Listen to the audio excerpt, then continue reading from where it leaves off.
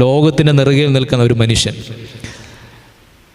ഇത് കണ്ടിട്ട് എല്ലാവരും അദ്ദേഹത്തോട് സംസാരിച്ചു പോയി. എന്നാൽ പിറ്റേ ദിവസത്തെ പത്രത്തിൽ ഈ റിപ്പോർട്ട് ചെയ്ത ഒരു മാധ്യമ പ്രവർത്തകൻ ഒരു വാക്കിങ്ങനെ എഴുതി, ഈ ഒരു കാഴ്ച കണ്ടിട്ട്: ലോകത്തിൻ്റെ നെറുകയിൽ നിന്നൊരു മനുഷ്യൻ താഴ്മയുടെയും വിനയത്തിൻ്റെ ഭാവം പൂണ്ടുകൊണ്ട് സഹായത്തിൻ്റെയും സമാധാനത്തിൻ്റെയും പ്രഭുവായിട്ട് വീണ്ടും അദ്ദേഹം സ്വന്തം നാട്ടിലേക്ക് വരുമ്പോൾ ഈ മാധ്യമപ്രവർത്തകൻ എഴുതിയത് ഇങ്ങനെയാണ്: that was the first time I ever so A sermon was walking.